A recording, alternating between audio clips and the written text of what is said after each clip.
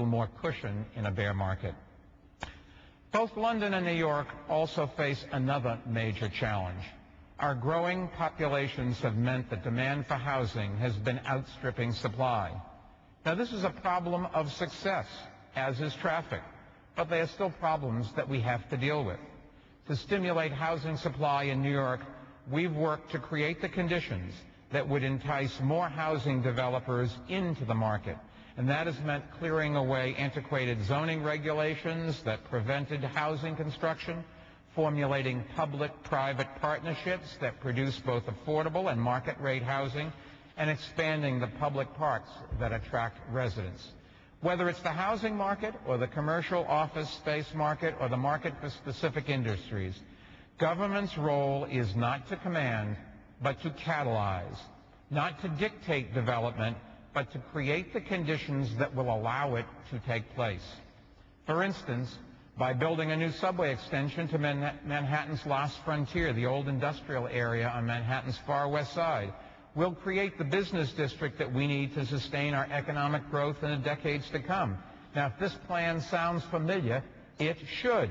In developing it, we studied the experiences of Canary Wharf, which never would have been revived without the investments made by the governments of Lady Thatcher and John Major, including the long-delayed Jubilee line. Without that, yes, you can applaud it.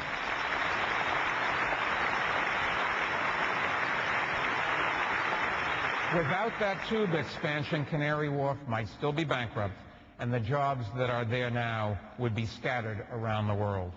And to highlight the link between economic development and cultural attractions, I don't think there's a better example in the world than the Tate Modern, which I've been proud to support. Think about the millions of tourists who've come to London for this one museum and the millions of pounds that they've left behind. Making long-term investments that don't pay off during a news cycle or an election cycle requires strong leadership and vision. And that's the fourth and final piece of the puzzle. I believe that strong leadership is focused around independent problem solving. That's not a catchy campaign slogan, and it's not born out of a poll or focus group or think tank, just from my own experience in the real world. I worked on Wall Street for 15 years and then started a company that I ran for 20 years, and I was lucky enough not only to have a front row seat in watching the economy develop, my company actually helped push it along. And as mayor, I've worked to create a new government model, and one we think is appropriate for Western governments at the city and national level, one that is built around the demands of the new economy, one that cuts across ideologies, that rejects policy by polling and political calculus in favor of fact-based decision-making, that proposes long-term solutions that, although often difficult and sometimes unpopular, benefit all of society, and that always holds governments accountable for producing real results. In New York, this approach has let us walk through the political minefields that others refuse to go near, even when their inaction came at a terrible cost, both in human and economic terms. The best example of this is education, an issue I know that is very important here and that is essential to long-term competitiveness. When I came into office, our school system was a dysfunctional disgrace, but because the mayor didn't control the system, nothing ever got changed.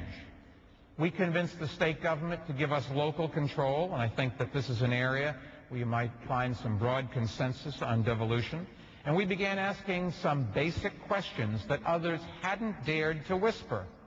Why can't students be held accountable for their performance? Why can't we pay our teachers more if they raise student achievement? Why can't schools be built faster and cheaper? Why can't parents have more choices?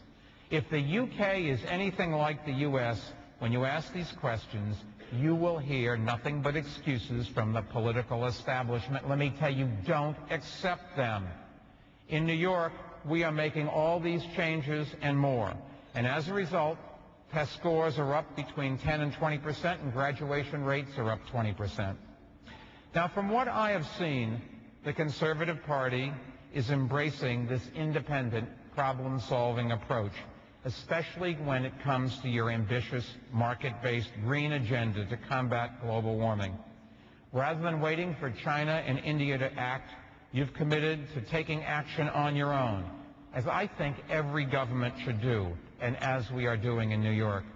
Earlier this year, as David mentioned, we set a goal of reducing carbon emissions by 30% by the year 2030. And like you, we're committed to making the tough choices that will allow us to make real progress today, not tomorrow or 10 years from now. It's not easy to propose controversial new ideas, but don't forget, no one pushed this party to embrace more unpopular positions than Sir Winston Churchill, and thank God he did. Courage, said Churchill, is rightly esteemed as the first of human qualities because it is the quality which guarantees all others. You didn't think an American was going to come here and not quote Churchill at least twice, did you? Come on. Now, the 4 steps that I've just outlined will not satisfy the ideologues who either want government simply to go away or those who want to throw money at every problem. But from my experience, the new economy has rendered the old orthodoxies of both the left and the right obsolete, and it's raised the stakes for those who lead governments, because the fact is, governments can play a key role in spurring economic growth, and to survive in our global economy, they must. In New York, the economic uncertainty our two countries face today is beginning to feel similar to the economic downturn we experienced 6 years ago.